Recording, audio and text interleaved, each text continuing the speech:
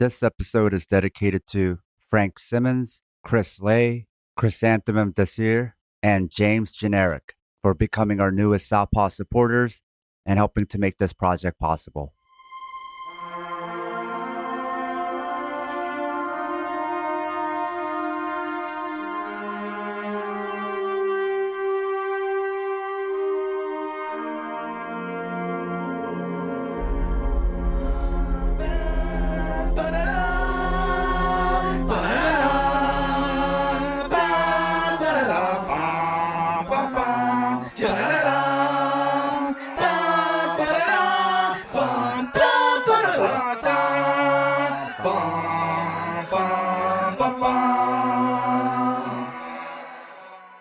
All a Marine in this economy? It's Southpaw Deep Space Nine, everybody. This is the show where I, Angel Marti, a veteran Star Trek fan, introduce my friend and newer Star Trek fan, old Southpaw Sam, to Star Trek Deep Space Nine, the most communist Star Trek show, and we watch every episode, given a little bit of a play-by-play and color commentary breakdown as we analyze all of the different political and creative messages, both overt and subtle. Sam, how are you doing today? I'm good. I actually needed this episode. I think I told you how I was in the mood for Star Trek DS9 in particular because I was just in a bad mood, kind of in a funk. I needed something like DS9, though it's not to say DS9 doesn't get heavy or deep. No, but this episode, let's move along home, everybody. I said it last week. This one is delightfully silly. Some people put it in their list of episodes to skip. What?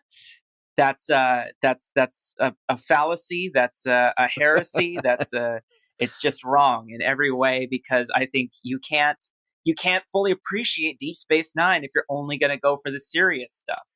So let's get into it. All right. Opening scene, we learn that Jake Sisko, unfortunately, has now been on this station so long that he's finally starting to catch the Dr. Bashir horny virus. It is a pandemic. Yeah, it really is. Yeah, they were able to catch the aphasia virus. They still have done nothing about the horny pandemic, just radiating from sickbay. Yeah, Sisko says that Jake has been saying that he's starting to notice girls more, and Captain Sisko has to take stock that Jake's becoming a man, and that they have to have the talk. Jake, however, reassures his father that he doesn't need to be told about women because he's been learning about it from Nog, who, we haven't seen him in a little bit, so if you forgot, Nog is the young Ferengi who's the son of of Quark's brother Rom, and now Sisko is immediately worried about that. And one of the things that I think is worth discussing here is Sisko's immediate distrust of Nog's opinions and ideas on women, in this case, because he's a Ferengi. Do we want to call that racist? And the reason why I ask the question is because, like, a common for people who are like more, I guess, sophisticated in their science fiction tastes, like people who read a lot of sci-fi novels and have seen different treatments of alien cultures outside of the mainstream. One of the common criticisms of Star Trek is that alien races are kind of depicted as cultural and political monoliths. Do we think that a prejudice against the Ferengi in this case is more of can be considered like just a prejudice against a particular cultural mindset and not like an entire alien race? I'm kind of reading it as like Nog is like the quote unquote bad friend, right? That is more of a trope in a lot of like coming of age, like TV shows or like Wonder Years shows or stuff like that. And then secondly, he knows Quark's family. And so it might be more of a prejudice against Quark and his family And also, he doesn't like the fact that Nog has been getting his son in trouble. So I think it might be more of a personal prejudice than I guess all of the Ferengi. That's how I'm reading it right now. But Cisco tells Jake that he's wearing his dress uniform because he's about to make first contact with a new species from the Gamma Quadrant called the Wadi.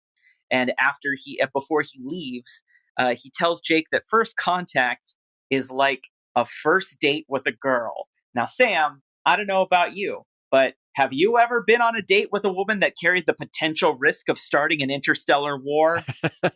Can't say I have, but I am noticing a pattern that the cold open, right? It's always some kind of like sexual innuendo going on, right? It's a very hot open often with DS9. Oh yeah, very sensual open. So we cut to the crew about to meet the Wadi delegation, and Bashir is missing his dress uniform. I wrote down, come on, DS9 writers, he could just replicate a new one. Like, this seemed a very, like, contrived gag to just be missing his dress uniform. But again, it's kind of interesting how they go back and forth with Bashir. I mean, he's like the butt of the jokes, right? He's a butt of the jokes, but it's like, on the one hand, he could be, like, very, like, sort of nebbishy, like, to use like a Yiddish term of like, you know, literary tropes, but then like also very sometimes very like suave and charming. I mean, I guess I shouldn't like deny that a person can just be both and contain multitudes, but for some reason it always feels a little bit shocking to see Bashir like go from being very capable and then like very charming and then like I don't have my clothes. Angel, maybe you're reading into like some writer's room drama, right? Maybe the writers themselves are like, we haven't agreed on what he's like. Inside Bashir, there is two wolves. One is horny, one is nerdy. And there's a constant battle between them to see which one survives. So finally, we see the Wadi, and they look straight up like some Baltic country's entrance into Eurovision. Like they have these flashy, like reflective suits and mullet haircuts. I will say this, that actor that played the main ambassador, Fallow, I used to see a lot in like the 90s, early 2000s. And I feel like whenever he would come out on a show, he would come out as a guest star playing somebody from Europe. Just like he's like, hello, I am Latvian number one. Yes. I have to say that like I always have this this sort of cultural hypothesis that like the 80s didn't end until 1996. And this is proof that this show in 1993, this is very much like 80s aesthetic. I always say that the 80s did not end until Hulk Hogan dropped a leg on Randy Savage and joined the NWO. That was when the 80s finally officially ended. I think you might be onto something. And we've talked about this, that, you know, you can really track the world's changes in politics through pro wrestling. So I think you're onto something. Because pro wrestling itself is reading from the world. Yes. So in traditional Chinese medicine, you can tell a person's health from taking pulse at different pressure levels. So like pro wrestling and Star Trek are like the two different pulse levels of American culture. Yeah. One is checking their tongue. The other is checking their wrist. Exactly. There we go. So the Starfleet officers show up ready to engage in the full ceremony of first contact, but then Fallow, the head ambassador, immediately interrupts them to basically ask, y'all got games on this station's phone? Like he says, where are the games? And Cisco is crestfallen because apparently all they're interested in is the games. They would rather be on their damn phones playing games, these damn kids. We then cut to Quark's bar where the Wadi are already playing Dabo. And Quark, obviously a little annoyed, he asks Cisco, do they have money? Which seems to be an implication that he deals with customers who don't. I think we've talked about this. A lot of the economics don't make sense. So they purposely leave it unexplained so we could kind of project our own answers to it. So my headcanon is he lets them play for free until they rack up a certain amount of debt. And then they have to pay that debt off with physical labor. That's how I envision it. All right. As we keep, let's This will be like the side mission of this show is that as we watch this show, we try to make up a coherent economic explanation of how all the different kinds of transactions are possible on the show. And then we can like send it to Paramount NBC and then they can steal it from us and never credit us. Never mind. That's a bad idea. Um, so finally, Quark gets them to actually wager something for a game of Dabo. And the first thing that the Wadi offer is a box of these Klon Peak sticks that Quark seems completely uninterested in. And then a bottle of what they call alpha current nectar that he takes a drink of and finds revolting. And so Quark obviously doesn't seem to take these as acceptable things to wager because of the subjectivity of value. That's why, money was created as universal. Actually, Sam, you can correct me if I'm wrong on this, but like that's the necessity of money to create a universal standard of value. Even though like that value is still ultimately determined subjectively by the small class that hoards it, but like obviously if nothing has a clear functional use and it's not some kind of universal token of value, it's not going to be an effective thing to wager in a gambling game, right? Yeah, it's interesting how in the future, because money is no longer like this debt obligation to get services rendered, most of the stuff in the developed intergalactic world is free. In the first galaxy. Yeah, the first galaxy, it's free. Then when you do need to use money for primitive activities like gambling, you have to find primitive forms of money again, which is basically, well, everything else is taken care of. Then what can we find value in? And then they just go back to shiny stuff. Right, exactly. So that finally Quark accepts a wager when it's a bag full of like obviously they're supposed to look like gems and stones and stuff, but like let me ask you, Sam, especially as far as like determining the value of an object in something like this. So this species is from the Gamma Quadrant. So they're from like halfway across from the opposite side of the galactic core. Could these rocks just be any old rocks from the Gamma Quadrant and still acquire immense value in the Alpha Quadrant, like simply by virtue of being a rare, just by not already existing there? Like, what would make these valuable to Quark besides just looking cool? So as far as like thinking about money, I think we're using it as big tent. I think Quark is not accepting this as money per se. That's the word he's using, but it's not a medium of exchange where there's like an agreed upon value where everybody sees it at the same value. I think he's taking it on as a speculative asset. So he himself doesn't know what it's worth, but he is confident in his ability to sell it to somebody else for something that he would consider to be valuable money. Because they already sold me on this idea because they had the auction episode previously. So I could see how Right. he doesn't want to keep this. He just wants to sell it to another sucker so that he could get gold press platinum.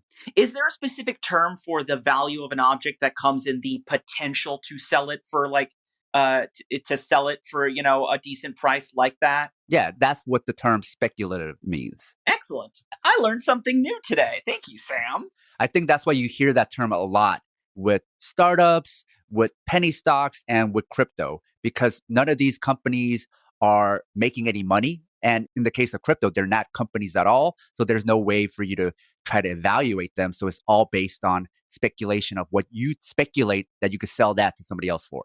So what you're saying is that what Fallow should have offered is a bunch of sweet pictures of chimpanzees. And then Quark could have absolutely taken him up on those. So if somebody's listening to this 20 years in the future and have no idea what's going on, think of this as a time capsule, because right now, when Angel and I are speaking in this era, pictures of chimpanzees are worth like pictures of drawings of chimpanzees. I must say they're not even high definition pictures of chimpanzees. They're low resolution, cartoony drawings of chimpanzees are going for millions of dollars. This is the pandemic world that we're living in right now. Heed our warnings, men of the future who play this record. Angel is not lying. We should like burn this podcast. Like we should press it onto like a gold record, like is on like Voyager 2, the one that like plays for all the alien species. Don't buy into the NFT grift, alien races. A note to our loyal listeners: if you love the Southpaw Project, please support us and help us get paid for our labor by financially supporting us on Patreon. This will give you access to exclusive bonus content, as well as our private chat group on Discord. Show your Southpaw solidarity by supporting us at patreon.com/southpawpod. Because the Wadi, who clearly are like, the gamer species, they get really into Dabo, and then they stay at Quarks for the next 6 hours. The problem is, though, as the problem with any, establishment of gambling, is what to do if people actually keep winning these games. Because again, I don't know how Dabo works, but apparently the Wadi have figured it out. They're all Dustin Hoffman's character in Rain Man, which that would have been a fun way to play this character. And even like them kind of being like this Eurovision type of people, it feeds into that 80s like TV sitcom vibe of like you go to Vegas and you see a lot of Europeans there gambling. What a country! This Deep Space Nine, it has the games! It's like those episodes back in the day of like every sitcom in the 80s where they had Yakov Smirnoff on it. The Wadi are all from the planet Nepos. Yes! We've talked before about how a lot of, a common trope is, to make an alien race seem properly, exotic and alien is to like play in Orientalist aesthetic tropes to make them look more Asian or Middle Eastern. It is nice to see aliens based on white people. Like how weird white people can be. Exotic white people. Yes, exactly. White people can be exotic too, but that just means they're super weird. So Pork tries at first to tactfully kick the Wadi out of the bar, but when that doesn't work, he gets one of his workers to press a button under the table that rigs the game to make them finally lose.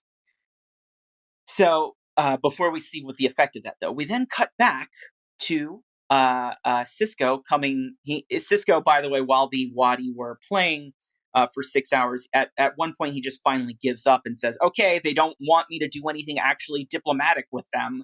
And then he just leaves and tells Quark, like, when they want to stop playing games, just call me. And he goes back to his quarters, presumably late at, again, finger quotes, night. And he sees that Jake is still up. And apparently he was up working on a school project with Nog. And Cisco's all like, Nog's older than you. You shouldn't be. Again, just basically blaming all of like Jake's like disobedience and stuff on Nog. And I know, Sam, you accurately did point out that the bad influence friend is like a very common trope, in American shows, and it's not, at least not like a trope that's extensively racialized. But there's part of me that just can't get past like this feeling like there's a little bit of playing the irony card of like in the future, black men can be racist against aliens. Yeah, I could see that where Nog, right? The Ferengi are very dark too, right? So in a way, there's like this darkening of Nog, right? He is like the othered friend. He is like the racially outcasted friend who is quote unquote from the streets, who is the bad influence from the bad side of town. It's playing into this idea that liberals were just starting to play with back then, is this post-racial world where then in the future, right, that a black man in the future could be racist to another species. Yeah, I could definitely see like where the writers could be going with that. So I wanted to just bring up that the word Ferengi actually comes from the Persian word farang or farangi or farangi in Arabic, which was a word that originally referred to Frankish peoples, but then in general referred to basically like foreigners. So that, take that what you will. But also I wanted to note within a relevant bit of other Trek, another Trek moment that made me think about this. And that's in Star Trek VI, The Undiscovered Country. there's for anybody who hasn't seen that movie, the basic plot of that is the wall comes down in space. That movie came out only like 2 years or so previous to this show being on the air, because I think that one came out in 91. But it was, basically the end of the Cold War between Klingons and the Federation. And there's a scene where the crew of the Enterprise invites a delegation of Klingons on board for a diplomatic dinner. And right after they extend the invitation, there's a shot of Chekhov saying, "Guess who's coming to dinner?" And they originally wanted that line to be read by Uhura. But for those of you who don't know the original series, Uhura's the Black Bridge officer.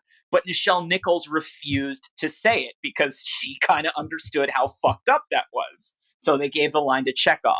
To me, it's just that immediately came to my mind about how, like, sometimes I think this is just white writers a little bit sort of abusing their, like, let's show how, like, post-racial we are by, like, wanting to put, like, Black characters in this position of being racist and not realizing how fucked up that assumption is that, like, Black people would automatically just start behaving like white people do now if put in the same position. Yeah, it's that fear of retribution. Well, also, you made me realize, and I don't know if fans talk about this a lot, but a lot of the alien races that are supposed to be like the bad guy for that series tend to be very dark, right? Klingons were dark, and then the Ferengi were dark. And you mentioned how they were originally supposed to be like the bad guys for Star Trek: The Next Generation. Yeah, and then the Borg and the Cardassians sort of took that place, and they're both pretty pale. I mean, that's pretty much the mind of a liberal, right? Either it's a dark other or the bad guy is a Nazi. Yeah, for sure.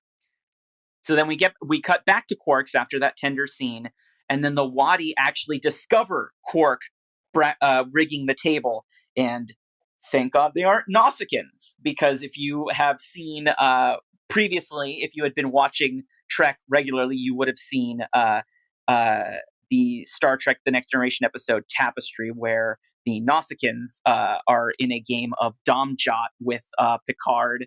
It's in a flashback from his academy days, and when they find out that the humans are cheating, they stab Picard through the heart. So luckily that does not happen to Quark here. They do seem to be very threatening, and Quark tries to bargain his way out of any kind of potential violent reprisal, asking things like, "Hey, do you want a free trip to the?" A while back I mentioned that there's a line where Quark asks, like, some aliens, "Do you have sex on your world?" And it was in this episode, so I'm glad I didn't spoil too far ahead. But again, I love that he goes from, "Do you want a free trip to the holosuite? Do you have sex on your world?" Like, just that immediate, direct, like, people are fucking in the holosuite. I just love that. But finally, the Wadi say that Quark can win more of their gemstones if he plays a new game, an honest game.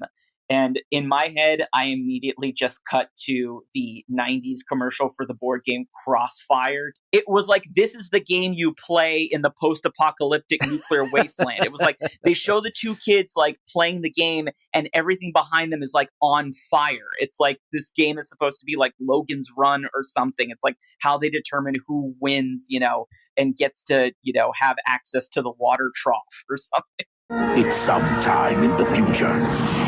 The ultimate challenge. Crossfire! Crossfire! You get caught! Crossfire! Crossfire! You get caught! Crossfire! Crossfire! And the kid who loses the game and presumably gets thrown to his death, and then the kid who wins is just in there going, "Yeah, yeah." Yeah, I think that commercial was like too intense for a lot of kids. They're like, "I don't know if I want to play this game." Or, "Yes, I do want to play with my life."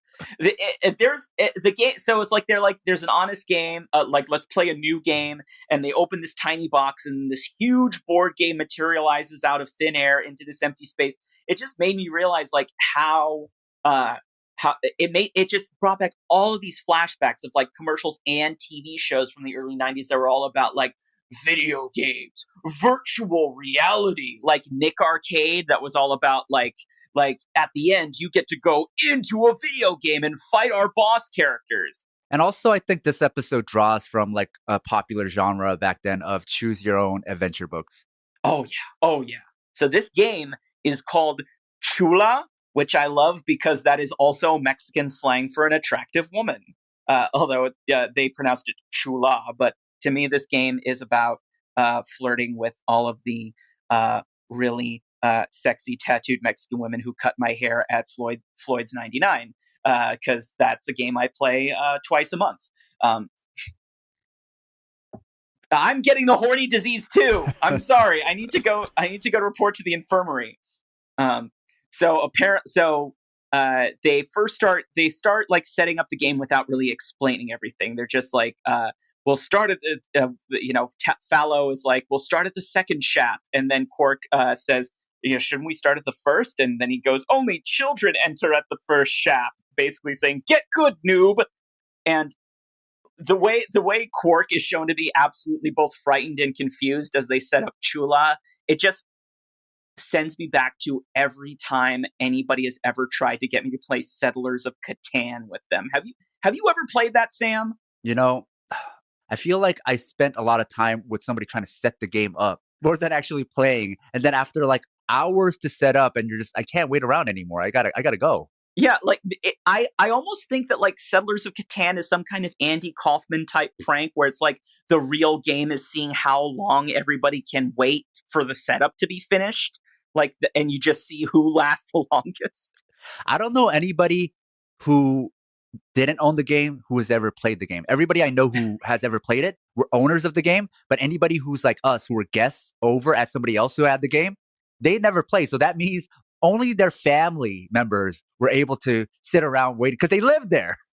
So, speaking of people leaving parties, we cut to the game is going and Cisco is peacefully sleeping in bed. And then Cisco is very much not in bed. He's now he's flashed to some strange room.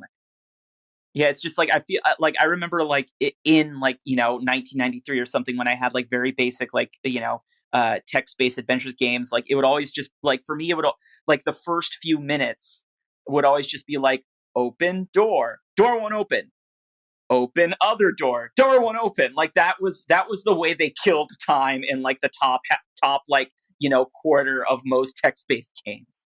But after he finally figures out how to which door opens, Fallow shows up in front of Cisco and tells him to move along home, and then disappears. But so Cisco, he after being visited by the ghost of Fallow, hears some prissy whimpering, so he knows that must be Bashir. So he finds Bashir and Jadzia and Kira. So everybody's gathered.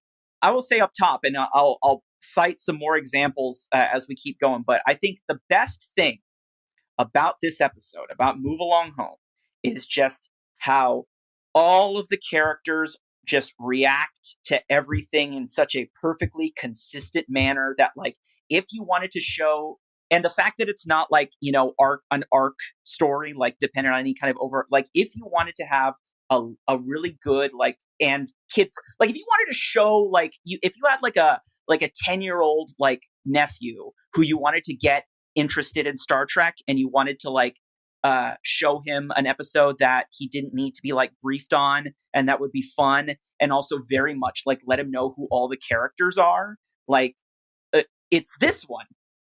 Because like as they're finally figuring out that they're trapped in some kind of like simulation, Kira's Bashir's like, oh, maybe we're being placed in some kind of environmental test, like laboratory mice. And then Kira just goes, I'm sure all of you Starfleet explorers find this fascinating, but I'm a Bajoran administrator. This is not what I signed up for.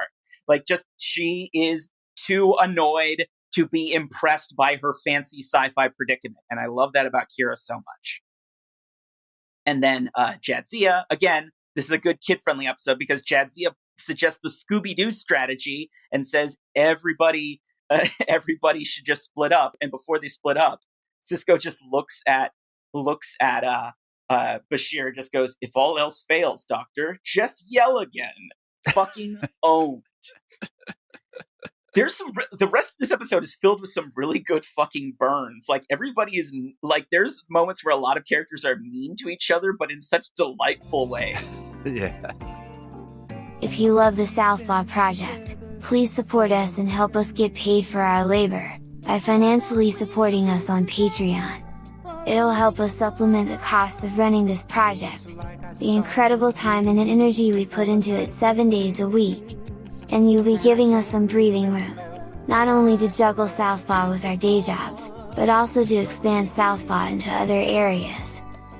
Show your Southpaw solidarity by supporting us at patreon.com/southpawpod. So, people start to realize that something's wrong when Jake goes to Odo in the morning and asks if he knows where his dad is. So Odo asks the computer to locate where Cisco is, and he's not even showing up on the station. So there's a scene where, for some reason, Odo ends up finding out about Jake paying more attention to girls and plays horny police. It smells the scent of horny on Jake, but lets him off with a warning citation instead of sending him to horny jail. But Odo goes to Ops. And then, Officer Biscuits and Gravy is back. It wasn't until after later as I went through the episode that I finally remembered his real name. It's Primin, but I was just like, oh, that guy. I have to say though, this scene changes my opinion of Primin. I now love him, and the reason why is because when Odo shows up on Ops, the first thing that Primin does, he goes, "Constable Odo," just trying to be funny in the way that the dude at the office, who is obviously very unfunny, but he who himself is convinced he's hilarious, tries to act. It just felt so real and relatable to me. He switched up the accent for you. Yeah, well, yeah, that, and it's just maybe that whole weird accent was just part of that same affect. That's it. He's just the dude who does bits at work even when you are so sick of them. And there wasn't much payoff. I think that was it. That's the last you see of him. Yeah. Yeah. He basically Odo's just like, the captain's gone. Help me figure it out. And then that's it. So back to the game. Fallow makes Quark roll the dice. Quark says he doesn't even know how the rules are. And then Fallow says, you learn the rules as you play. So yes, just like Catan. And he says, some will never understand. Fallow then goes, "Some will never understand it, while others will consider it mere child's play." Which is good to know that on every planet, even 400 years into the future, gamers are still the most insufferable people. In my head, seeing Fallow, the way he talks about Chula to Quark, it makes me feel like whoever wrote this episode went to some game shop to try and play, Magic the Gathering or something, and encountered some absolutely obnoxious comic book guy from The Simpsons type, and was so annoyed by him that he was just like, "I'm going to turn you into a Star Trek alien and make a whole episode making fun of you." The Quark rolls the dice, and it means that all of his pieces, which we are coming to understand represent all of our heroes that are trapped in the game, they get to meet the Chandra, which leads up to my favorite scene in this episode and possibly all of season 1, Deep Space Nine, which is Ala Moraine. There's just this little girl who our heroes walk into a new room where there's a little girl playing this hopscotch type game, and is singing this little rhyme that's something like, "Ala Moraine, count to 4, Ala Moraine, count 3 more, Ala Moraine, if you can see, Ala Moraine, you'll come with me." And so they figure out, first off, Kira, who obviously has no time for this, tries to just simply walk across the room and realizes that there is a force field that should be in the way of the girl, but is keeping them from passing. So then they finally realize, okay, they have to do the little hopscotch game while at first they try to do that, but then the force field is still there, but then they have to actually do the little dance and sing the little rhyme at the same time, the way that the girl does it, in order to make it through. And again, this scene, I love this scene because it shows you everything about how each character is as a person. Like, this is the way that Sisko, Jadzia, Bashir, and then Kira all do this dance, like, shows you that. Because Jadzia, of course, does it with like scientific, meticulous attention to detail, coordinating the foot and rhymes. Kira does it very annoyed and not having any time for it. But Sisko not only does the dance, says the rhyme, but he sings it, because god damn it, Benjamin Sisko commits. Like, you can tell, it's like, if it, like, when Jake was a little kid, if Jake was like, "You're gonna be the monster, now chase me," like, Sisko wouldn't just be the shitty parent who just rolls his eyes and is like, "Okay, I'm gonna come get you." Like, he fucking gets in a stance and bares his fangs and goes, "Rawr!" Like, Sisko's that kind of dad. And then, of course, Bashir gets painfully zapped when he follows a girl who didn't ask him to. So everything is just perfectly in track there. And then after the the heroes finally pass through the door, we cut back and Fallow just goes, "A la Moraine!" Which is just something I like to shout to myself whenever I do anything positive or I make any kind of achievement. So the game pieces move along. Quark wins some more gems, but he seems to be very unaware of the fact that his friends, I was going to say crewmates, but he's not in Starfleet, but whatever, his friends are the game pieces. So he's before the next roll, he's asked by Fallow to choose the paths of the players of, either a shorter route that is more dangerous, but with higher reward, or one that is safe and longer. And before he picks, Odo shows up with a wonderful, prototypical, just a wonderful quack, which is just like, I feel like it's the platonic ideal of all the times he lets out a nice hearty quack. So Odo tells Quark that four officers are missing: Sisko, Bashir, Kira, and Dax. And immediately, looking at the fact that there are 4 pieces on the game board, puts 2 and 2 together. So we go from Quark being able to immediately figure out, there is some kind of relation between the missing characters and the 4 game pieces. But then we cut back to inside the game, and then Jadzia has this kind of eureka moment where he's like, "What if we're inside a game?" And it's like, they literally just played a game to get through one of these rooms. They had to play hopscotch, and they knew that the Wadi. Number one, they know that this happened after the Wadi arrived on the station. They knew that the Wadi are very specifically about games, like that is their thing. And then now they're in this situation. That should have been their first. Like, hypothesis. So I guess, the Ferengi brain has all of these extra lobes. So Quark was just borrowing all of the communal brain power that existed on the station that day. So in the next challenge, they get to a new room where it's full of people at a party who are drinking and then won't say anything helpful to any of them, even after Kira throws a tray of food on the floor to try and get their attention. Which, this sounds like my entire undergraduate experience, so I relate to this scene pretty well. So we go back to Odo and Primin on the case, and Odo realizes that there is some kind of strange energy signature coming from the docked Wadi ship. And he tells Primin, "Beam me onto that ship." But so he goes onto the ship, and then Odo sees like there's like a room where there's some like light coming on to that, shining out of it. That must be where the energy is coming from. But then he walks into it, And now he's just back in Quark's. It's like that scene when Polnareff tries to attack Dio up the staircase, and he just kept being sent right back to the beginning of the staircase. That's a JoJo reference for whoever gets it.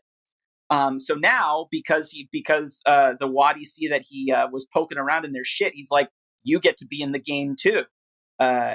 Odo tries to get them to just stop playing the game, but he just gets told, "Stop the game, lose your players." So Quark rolls again, and now it's an unfortunate roll. And so what we back in the game, what happens is that they all get attacked by this swarm of light bees that then make Bashir disbashir. That was a bad pun, but I wrote it down anyway. You're going to have to deal with it. Bashir's gone. What the hell happened? And now because now because everybody knows what's going on, the cuts back and forth are a lot quicker. And now Quark is very much aware of the stakes here. And there's a moment here where at the next turn, he's asked again, choose the path, the shorter, safer, more dangerous path, or the longer, safer path. But this time he's like, okay, let's do the shorter path, because this could get them all the way home in just one move. And he asked Odo to trust a gambler. But even though we saw that Quark only wins when he rigs the table to make the other people lose, so not a huge vote of confidence, but Odo goes along with it. And then to continue this amazing just chain of consecutive humiliations in this episode, Quark tells Odo to blow on his dice. He's just like, come on, blow on. And then Odo blows on them. This episode just pulls no punches in terms of just everybody sucks. And we're going to point out to you how they suck. I don't know why I'm getting such schadenfreude out of just making Goo Cop blow on some dice.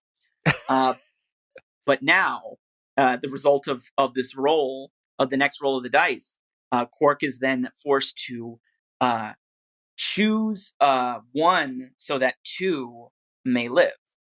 And the reaction to that actually is one of the moments where we start. I hope that other people start to see what's so redeeming and charming about Quark.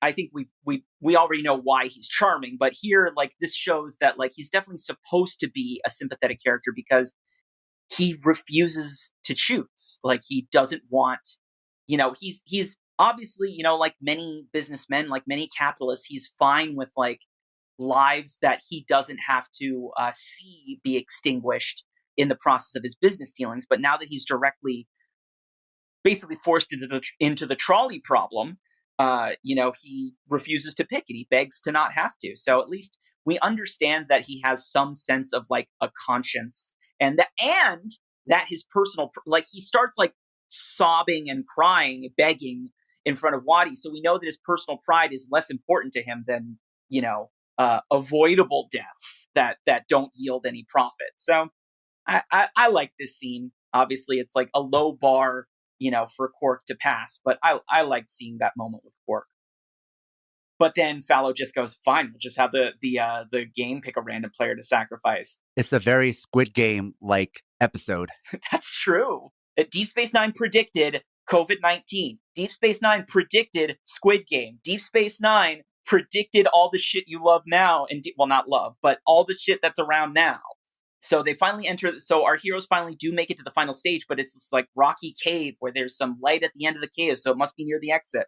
And then Dax there's an earthquake, and a rock falls on top of Dax's leg, and then they have to do this whole oh no, we have to jump across this chasm, and we can't all three make it over, especially because Dax has an injury, but we can't leave Dax behind. And they have this all they have the Star Trek moment of no, we're not going to sacrifice people, and everybody makes it home. But this just results in them all falling into the chasm, which is probably the most realistic moment in any Star Trek show. But then they all just materialize back at Quark's. They're safe. Quark still lost the game, but then it turns out that they were never in any actual danger. Fallow's just it was just a game. And then everybody's just like, oh, you. And then he leaves. And that's the end of the episode, which, again, to bring it back to Q, it's kind of interesting here because, like, usually, like, because obviously, like, aliens playing games with, usually it's like the games are usually meant to be like, let's test humanity, see, what is the true quality of humanity. But I guess then it is kind of subversive that at the end it's just like, nah, bro, we just like games. Like we're not even trying to like make any kind of statement about the human condition. It's just like we like gaming, man. That's the lesson to get from this episode. Yeah, I think that's what I liked about this episode. In general, DS9 is self-contained, but then this episode was also self-contained within the whole series where it could be just an episode, like a one-shot episode, and it would still make sense. And then as part of this, it still makes sense too. Yeah, it is kind of nice that it's just like sometimes it's like saying like sometimes weird shit just happens to you and it doesn't really have like some kind of cosmic message to it. It's just like those are some fucked up aliens. Well, it's like an anthology episode, right? Like Twilight Zone, and then it made me miss Twilight Zone. Nice. Well, that wraps it up for Move Along Home. Of course, it's a silly, fun little romp that is much needed as like a counter, as a counterweight to all the heavier sci-fi.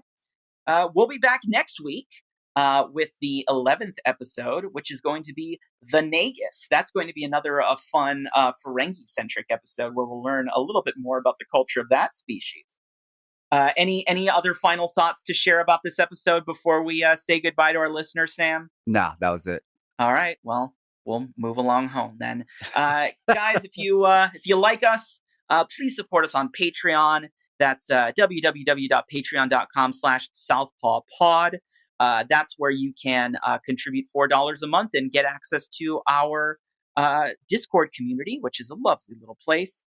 And you support our other shows like Fight Study, Working Stiff Radio, Pride Never Die, and upcoming projects. Again, next week, Southpaw Deep Space Nine will be back with discussing the Nagus. Until then, da-na-na-na, da